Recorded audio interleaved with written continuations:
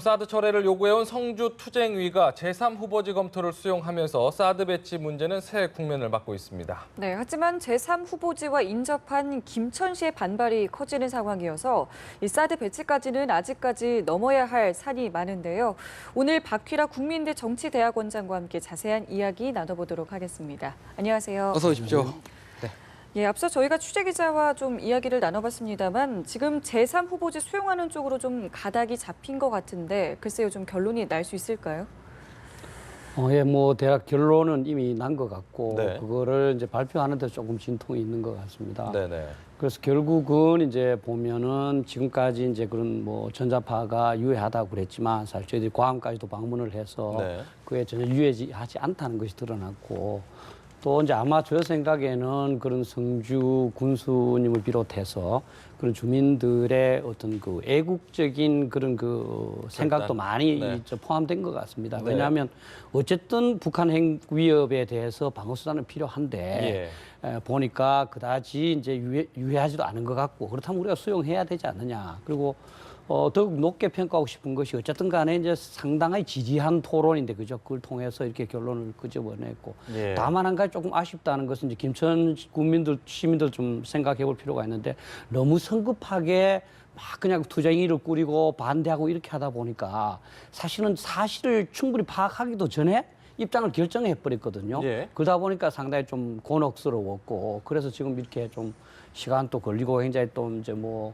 어떤 부작용도 많지 않았나 이렇게 생각합니다. 그러니까 저는 사실은 이제 이 문제가 성주에서 결론이 났는데도 불구하고 김천으로 다시 번지고 이런 상황이 번진다는 거는 제가 생각했을 때는 너무 지역적으로만 판단해서 국방부가 대응을 한 것이 아닌가 이런 생각도 좀 들긴 들어요. 그러니까 지역의 갈등 문제도 좀 해결이 필요하지만 전반적으로 어떤 설득 과정이 좀 있었다면 김천의 또 다른 어떤 반대나 갈등 이런 부분까지 번지지 않을 수 있었을 텐데 하는 아쉬움이 있거든요. 예, 그렇습니다. 사실 뭐 저도 항상 그렇게 비판을 하는데 국방부가 저도 이제 뭐 사드 배치 결정이라든지 예. 또 성주 지역 결정이라든지 예. 그냥 사실은 결정한 거를 발표만 하고 들어가 버리거든요. 예. 사실 거기 기자들한테 질문도 받고 또 이제 대답도 해주고 할 수 있는 그걸 끝까지요. 하는 데까지 네. 다 하고 그다음에 성주 국민들한테도 자료도 충분히 나눠주고 그냥 그 한 뭐 2박 3일이라도 이렇게 쭉 하는 그런 모습을 보여줘야 돼. 그런 데는 뭐 좀 아쉬움이 있습니다. 다만 예. 저는 이제 김천 그 시민들한테 말씀드리고 싶은 거는 이제 성주의 예를 타산지석으로 삼아야 된다.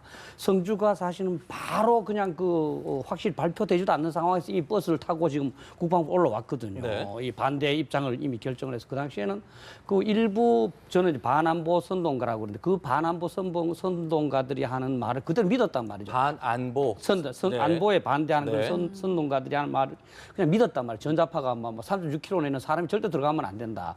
그렇게 하다 보니까 융통성이 없어지거든. 그래서 저는 김천 시민들께서도 이제 많이 드러났으니까 조금 더 시간적인 여유를 갖고 충분히 팩트를 살핀 다음에 예. 과연 우리한테 어떤 위해 요소가 있느냐. 그럼 그 위해 요소를 해결하기 위해서는 어떤 방법이 있을까? 그러면 그 대안을 갖고 이런 위해 요소가 있지 않느냐. 그럼 이걸 해결해 주라. 이렇게 해야지 무조건 그냥 성주처럼 이제 머리띠를 두르는 건 좀 곤란하다. 예. 그렇군요.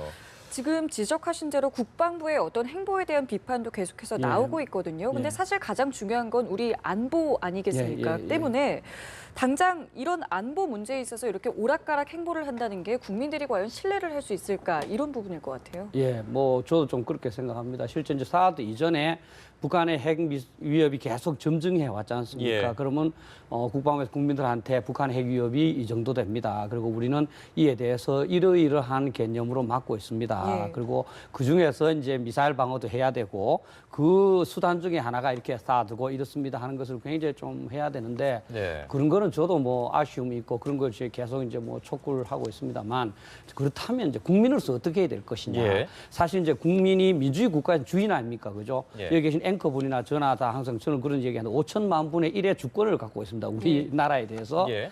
그러면 이제 우리가 이제 사실 뭐 공복, 머슴이지 않습니까? 머슴들이 잘 못한다고 해서 머슴 탓만 하고 있을 수는 없지 않느냐. 그럼 우리 주인들이 머슴 못하는 건 못하는 거고 우리 주인들이 다음부터는 똑바로 해 하고 이제 이 사드 문제는 좀 나서서 해결해 줘야 된다. 그러니까요. 오늘 뭐 어쨌든 제3후보지 검토 요청과 관련해서 어떤 공식 결론이 좀 날 것 같기는 한데 이 문제는 국내적인 사정이라고 한다면 국제적인 문제도 좀 있는 게 오늘 앞서서 저희도 단신으로 전해드렸지만 중국에서 군용기 3대를 지난 18일 날 그 동해 공해상에서 이렇게 출격을 했단 말이죠. 우리나라 한반도 공영 지역이죠. 그 정확하게 방공식별구역. 그렇죠. 방공식별구역이라고 하죠. 이걸 어떻게 좀 보세요? 무력 시위다 이렇게 좀 판단하시는 분들이 많으시던데요. 글쎄 저는 뭐 그게 꼭 의도된 것이라고 볼 수는 없고 사실은 뭐 하늘에 가면 워낙 이제 그 선이 그어지는 것도 아니니까 훈련하다 보면 예. 조금 뭐 그런 일도 있을 수 있는 것이고. 예. 근데 그 전에 우리가 이제 그 한번 생각해 봐야 될 게 우리는 사실은 뭐 사드 배치를 해야 된다 또 배치에 따라서 이러이러한 문제점이 있다는 충분히 토론할 수가 있습니다. 근데 옛날에는 우리나라 내에서 토론하는 것이 우리나라에서만 영향을 주었습니다. 네. 근데 지금은 이게 이 미디어가 많이 발전돼 있기 때문에 네. 우리나라의 어떤 토론이 국제적인 그 파급 효과를 가집니다. 사실 그래서 우리 내부에서 일부가 이제 제기한 그런 루머 때문에 계속 논란이 있는 것들이 사실 중국에 영향을 줬고 그래서 사실은 뭐 아시다시피 중국에서 내정 간섭적인 그런 그 압박까지 가져왔지 않습니까? 그죠? 그래서 이런 일을 보더라도 저는 아까도 말씀드렸지만 사실 뭐 경북 지역이 그 안보에서는 가장 보수적이고 그런 데 아닙니까? 그죠? 예. 조금 그 자기 이 마음속에 의혹이 있다 하더라도 네. 이제는 좀 한번 배치를 해볼 필요가 있다. 사실 왜냐하면 배치를 해놓고 그게 만약 유해 요소가 있다면 옮기면 되거든요.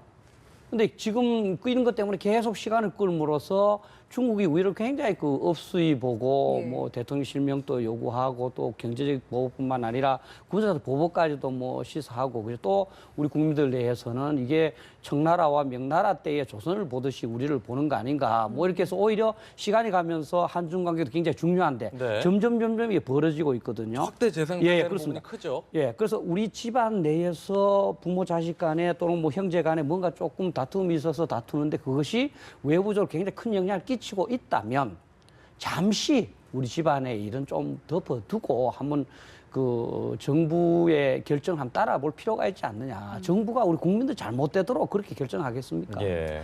지금 말씀하신 것처럼요. 중국 매체에서는 이런 일도 있었더라고요. 사드 배치를 결정한 한국과 미국 때문에 지금 북한이 저렇게 핵 실험을 계속해서 하려고 하는 거다. 이런 주장을 또 내부르고 있더라고요. 그러니까 저는 이번 그 사드 사태를 쭉 보면서 이제 뭐 한 가지 조금은 이제 뭐 어떤 얻은 거라 그럴까 소득이라면 중국의 실체를 우리가 알게 됐다. 네. 우리 사실 2008년도에 중국과 전략적 협력 동반자 관계라는 걸 맺었습니다. 네. 그리고 그 당시에 이명박 대통령은 이게 경제적인 그런 그 문제만 끝나는 것이 아니고 안보적인 협력까지도 가능한 굉장히 좀 하나의 전기다 그렇게 얘기했습니다. 그리고 사실 우리 기대를 많이 했고 이제 뭐 네. 중국을 통해서 북한의 비핵화도 이끌어내고 또 우리 통일도 좀 도움을 받고. 근데 사실 우리가 2010년도에 천안함 일어나고 연평도 일어났을 때 유엔에 갔을 때 중국이 계속 반대했지 않습니까? 그죠? 그래서 의장 성명까지밖에 안 나왔고 그래도 그래도 막 아직까지 중국이 우리하고 친한 게 좀 이제 약해서 일천에서 그런 모양 기대를 했습니다. 근데 이번에 드러난 걸 보면 누가 봐도 북한이 핵무기를 개발했고 거기에 대해서 우리는 방어 수단이 필요한데 두 개 다 사실은 꾸지람을 해도 우리는 좀 섭섭한 건데 그죠? 예, 예. 그런데 우리 북한 입장에서요. 예. 핵무기에 대해서는 전혀 언급을 안 하고 예, 예. 방어 무기 설치하는 우리에 대해서 하는 이거는 어떻게 봐야 되느냐? 예.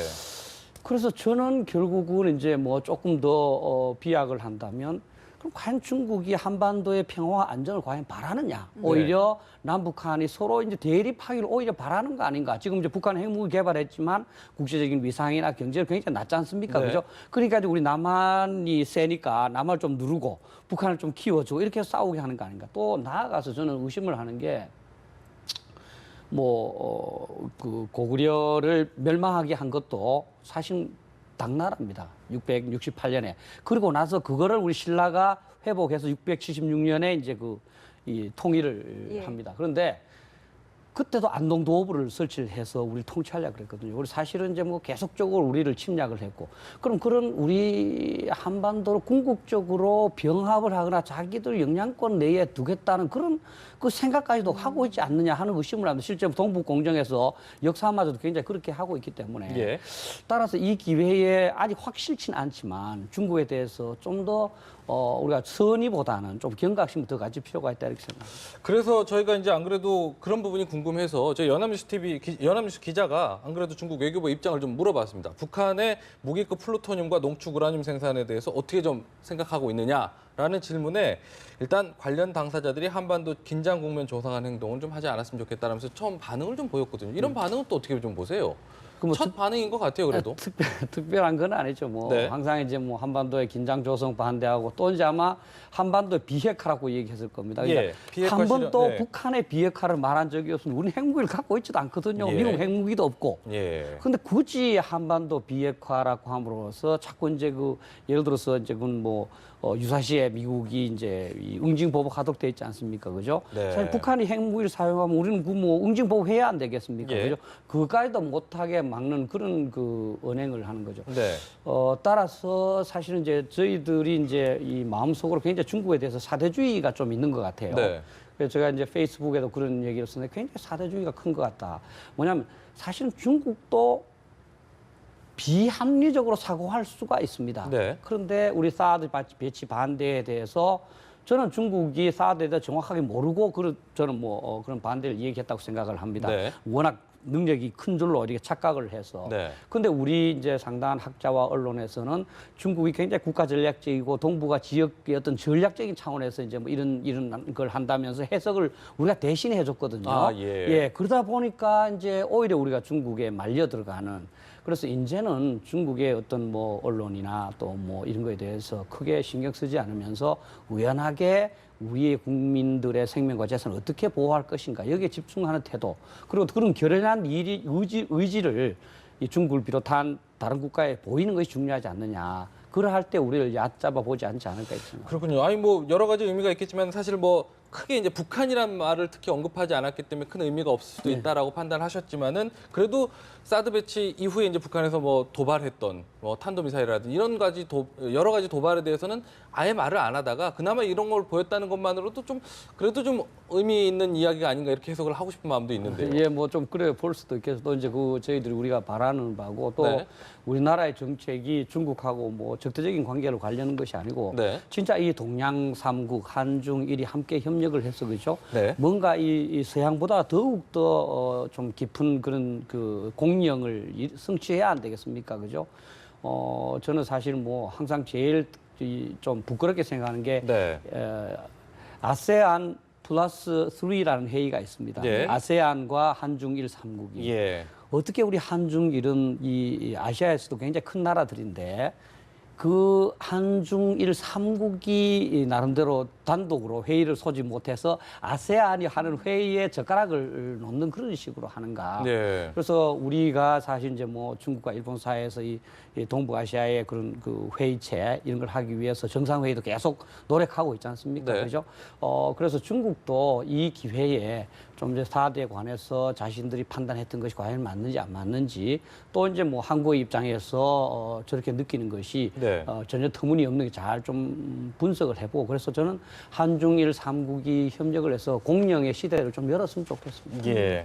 앞서 간단하게 좀 언급을 해주셨던 부분이긴 한데요. 그 중국이 이렇게 협조를 좀 안 해가지고 항상 이렇게 성명 채택이 좀 불발된 경우가 있지 않았습니까? 때문에 여쭤보는 건데 만약에 이제 북한의 핵연료 재처리 주장에 대해서 유엔 안보리 차원에서 좀 제재를 하면 중국의 입장이 좀 달라질 수 있을까요? 이번에는 어떤 반응이 나올까도 궁금해요. 글쎄요. 그러니까 이제 뭐 사실 저는 뭐 그런 생각을 합니다. G2라는 것은 네. 뭐 남한테 위세를 보이는 것이 아니라 책임이 그만큼 있는 거거든요. G2 국가로서요. G2 국가라는 것은 이제 이 세계가 우리 인류가 다 공통체 아닙니까? 예. 이 인류라는 공동체를 좀 잘 살게 하는 책임이 있는데 사실 미국은 뭐 좀 자기 이익도 물론 챙겼겠지만 네. 그래도 그런 세계 평화를 위한 책임을 그런 지고자 하는 노력을 많이 보여왔습니다. 그런데 사실 동양의 대표로서 중국이 간 다음부터 과연 이 세계 공영과 평화를 위한 책임의 2분의 1을 담당을 하려고 하는가 네. 이런 것에 저는 좀 조금 부끄럽게 생각을 해요. 네. 그래서 북한하고의 관계에서 자신들이 뭐 플러스 마이너스를 따지기에 앞서서 어쨌든 핵무기가 더 확산돼서는 안 되는 것이고 예. 또 한반도에 핵전쟁이 일어나는 게 중국한테 좋을 리도 없지 않습니까? 네. 그죠? 그래서 저는 사실 뭐 하도 이 사드에 실망을 해서 별로 기대는 안 하지만 네, 네. 이제는 사실 뭐 본인 혼자 중국 혼자서 대응하기 어렵다면 진짜 유엔에 가서라도 네. 좀 더 세계 전체 평화 차원에서 북한에 대해서 좀 더 제재하는 것이 좋고 그렇게 하는 것이 우리 한국 또는 북한에도 이익입니다, 사실은. 네네. 그리고 이 중국에도 이익이고 또 이제 당연히 동북아시아도 이익이고 아시아 세계 전체의 이익입니다. 좀 그런 식으로 생각했으면 좋겠습니다. 네. 지금 뭐 중국이 앞서 말씀하셨지만은 중국이 이제 커진 우리 남한을 누르고 예. 작은 북한을 키워서 남남 갈등을 좀 노린 것이 아니냐 이런 이야기도 나오고 있고 뭐 지금까지 이야기 나오는 상황에서도 보면 북한에서 이제 플루토늄이라든지 이런 가지 핵 개발을 다시 한다는 이런 움직임도 실제로 나타나고 있고 탄도미사일도 쏘고 있고 위협이 강해지는 상황에서 우리 내부에서 뭐 다시 한번 사드 배치 문제도 마찬가지지만은 우리 내부에서 이런 갈등을 좀 줄여나가는 노력들이 좀 필요할 그렇죠. 것 같은데요.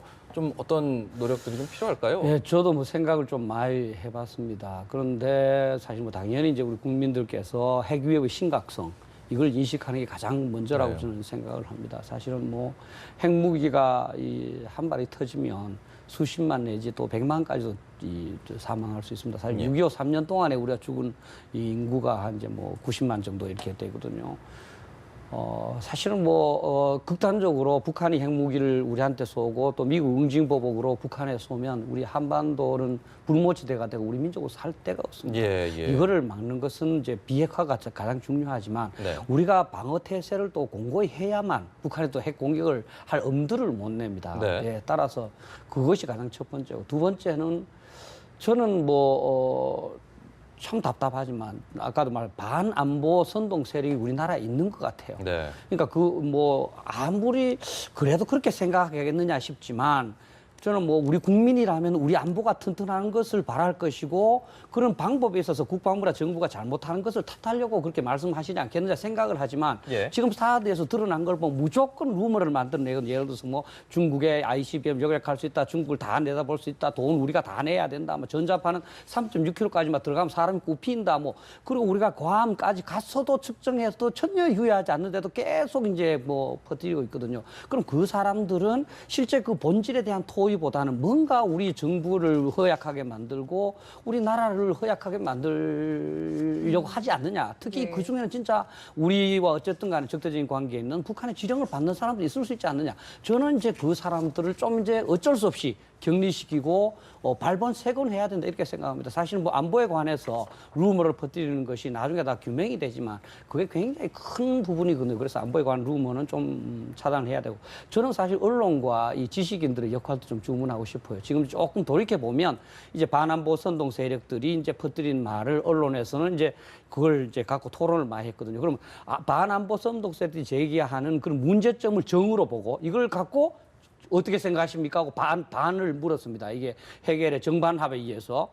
그러다 보니까 이 사람들 생각이 맞는 걸로 되는 거예요. 전자파가 많다는데, 그러니까 우리가 아무리 전자파를 유행하지 않다고 그래도 국민들 머릿속에는 딱 남아있는 거예요. 그게 이제 논리적으로는 우물의 독약 풀기라고 그러는데, 우물의 독약을 풀어버리면 그걸 없애기가 굉장히 어렵습니다. 네. 따라서 그거를 할 수 있는 건 결국 언론과 저는 지식인이 아니냐. 네. 언론과 지식인들이 조금 그 나름대로 여러 가지 이제 회사 입장이나 어려움이 많겠지만, 네, 그래도 네. 우리 국가를 먼저 생각한다는 차원에서 좀 균형되게 또는 이제 그 팩트에 입각해서 그런 사실 좀 봤으면 좋겠다. 그리고 정치인들에 대해서는 저는 굉장히 실망스러워요. 네. 정치인들부터 제일 먼저 바로 이제 충분히 공부하지도 않는 상태에서 바로 반대 입장을 제기하고 국민투표해야 된다, 국회 비준해야 된다. 또 사실 국회의원 된 지 얼마 되지도 않는 분들은 이제 중국까지 가서 막 이 얘기를 했거든요. 저는 이제 내년에 대선입니다만 대선 후보들한테 진짜 묻고 싶어요. 이게 안보에 관한 굉장히 중요한 사안인데 그러면 이 대통령은 이제 대통령이 되면 우리 국가의 독립과 영토의 보존 이게 해야 할 책무가 있지 않습니까? 그죠? 그런 책무를 담당해야 할 후보들께서 이 사드에 대해서 입장을 내라. 네. 반대면 반대다. 찬성이면 찬성이다. 근데 그분들마저 지금 눈치를 보면서 아무 입장을 안 하고 있다는 거죠. 그래서 이 해결 방안은 한두 사람이 이 얘기해서 되는 것이 아니라 여러 사람들이 같이 노력을 해야 되는 것이고 그리고 네. 그 출발점은 저는 죄송한 말씀이지만 성주군에서 시작돼야 된다. 예. 그러니까요. 아까도 계속 말씀해 주셨지만 그런 부분에 있어서 사실은 어떤 우려되는 부분을 자꾸 주장하는 부분에 대해서 정으로 놓고 반대하는 논리가 만들어진다고 얘기는 했지만 그런 우려를 불식시키는 노력도 분명히 국방부나 정부에서 노력도 분명히 좀 필요한 부분이 아닌가 이런 생각이 좀 끝으로 드는 부분도 있습니다. 예. 네. 자, 그리고 오늘부터 이제 을지 훈련이 시작이 됩니다. 이제 일각에서는 북한의 도발도 좀 염려를 하는데요. 이 부분 마지막으로 좀 짚어주시죠. 그렇지 않아도 이제 저 들어오면서 이제 정부에서 이제 도발이 뭐 예상된다 그렇게 네. 얘기했는데 사실 이제 이제 좀 더 신중해야 될 필요가 있습니다. 북한의 뭐 5차 핵실험 문제도 정부에서 계속적으로 얘기하지 않습니까? 예. 또 도발 부분도 계속 그런데 이제 자칫하면 이제 늑대가 온다고 말하는 양치기가 될 수 있거든요. 예. 실제 뭐 그런 도발 가능성이 뭐 없다고는 볼 수 없지만 사실 훈련할 때는 도발하기가 참 어렵습니다. 네. 왜냐하면 우리가 지금 한미 연합 전력이 거의 뭐 완벽한 준비를 준비 갖춘 태세를 갖고 상태에서 있는 뭐 거니까요. 여기에 있기 때문에 예. 그리고 사실 그런 그 도발을 이제 하는 것을 예측하는 것이 중요한 것이 아니라 다양한 도발 상황을 이제 그 대응하는 예상해놓고 게 거기에 중요하죠. 어떻게 하겠다는 걸 해나가고 실제 국민들한테 그죠 믿음직한 모습을 보여야 되는 것이고요. 네. 그보다 더 중요한 것은 이런 재래식 도발도 물론 있지만 이제 앞으로 이제 핵 위협이 가시화될 때 어떻게 할 것이냐. 예. 그래서 핵 위협에 대한 대응책을 좀 더 이제 마련해야 되고 아마 이번 훈련을 통해서도 그게 관한 게 많이 검토가 되겠지만 예. 훈련을 이후에도 그 교훈을 많이 도출해서 우리 국민들이 모두 불안하게 생각하는 북한이 핵 미사일을 쏘면 우리는 어떻게 막을 수 있느냐 하는 부분에 대한 답변을 좀 그 신뢰성이 있도록 해줬으면 좋겠습니다. 네, 알겠습니다. 안보 위협이 계속되는 상황에서 어쨌든 우리 국민 안에서 의견이 좀 하나 되는 모습이 좀 보였으면 좋겠다는 말씀 나누면서 지금까지 박희락 국민대 정치대학원장과 이야기 나눠봤습니다. 오늘 말씀 고맙습니다. 예.